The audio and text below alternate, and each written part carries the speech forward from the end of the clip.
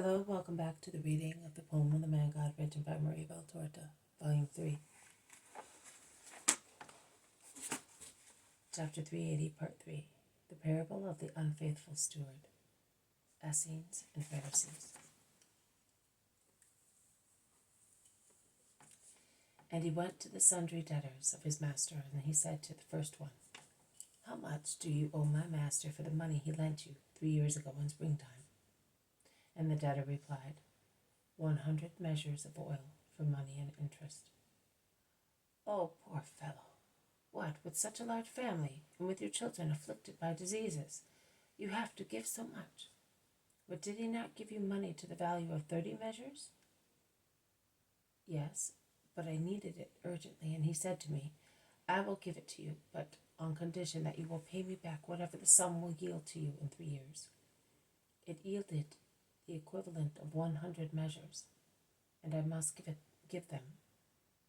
But that is usury. Don't. He is rich, while you are not far from starving. He has a small family. You have a large one. Write here that it yielded to the value of 50 measures, and forget about it. I will swear that it is the truth, and you will benefit by it. But will you not betray me? And if he finds out? Do you think it is possible? I am the steward, and what I swear is sacred. Do as I tell you, and do not worry. The man signed the document, handed it to him, and said, May you be blessed. You are my friend and savior. How can I compensate you? In no way. But if I should get into trouble and be dismissed because of this, you will welcome me out of gratitude. Of course, certainly. You may rely on that. The steward went to another debtor and talked to him more or less in the same way. The debtor was to give back 100 measures of wheat because the drought had destroyed his crops for 3 years, and he had to borrow what was necessary to feed his family. Forget about doubling what he gave you. How can one deny wheat and exact twice as much when a fellow and his family are starving, and one's wheat is eaten by worms in the barns, because there is superabundance of it? Write 80 measures.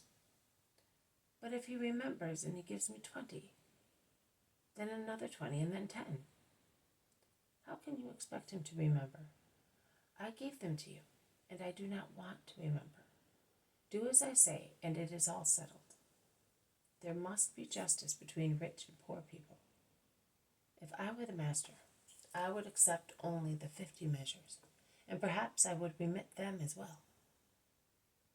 You are good. I wish they were all like you. Remember that my house is open to you.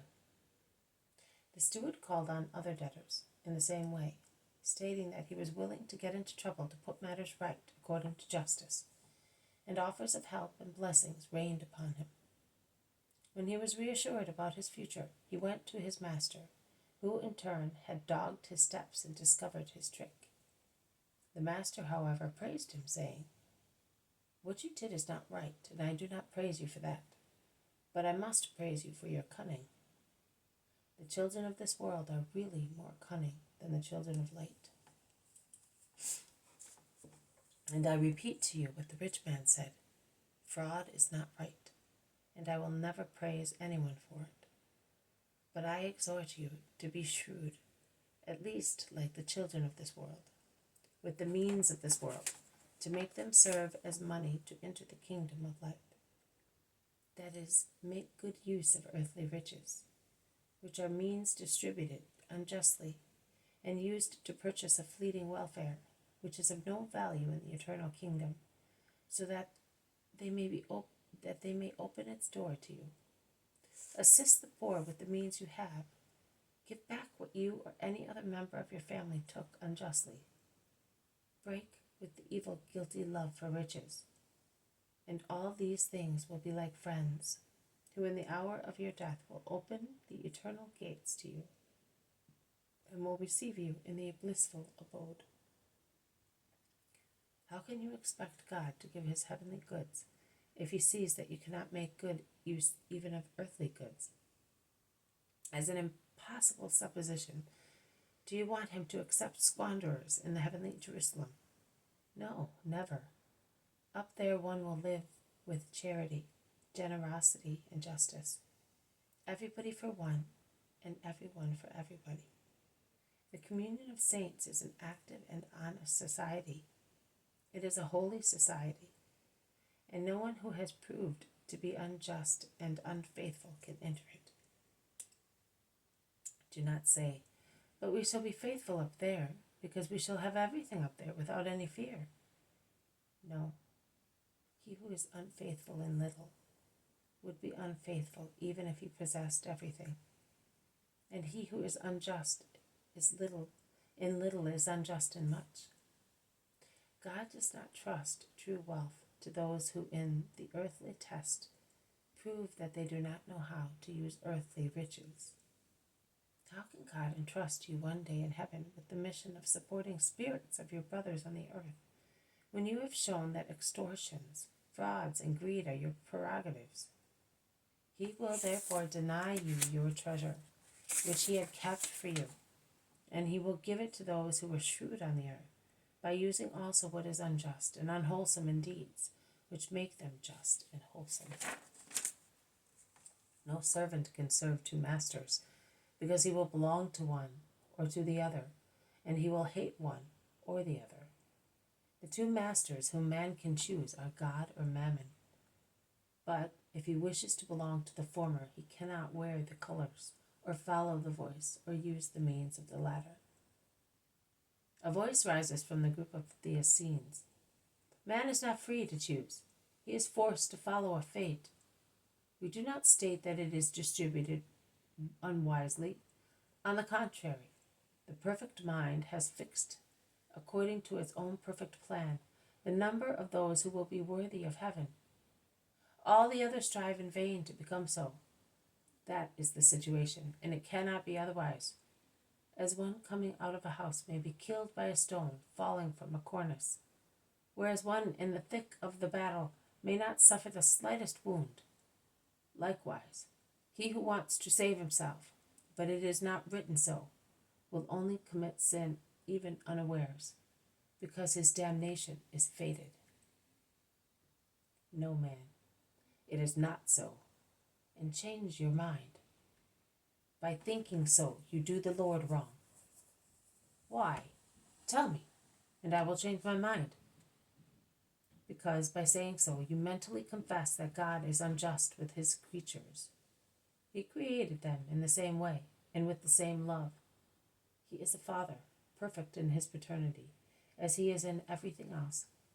How can he, therefore, make distinctions and curse a man when he is being conceived and is an innocent embryo, when he is incapable of committing sin?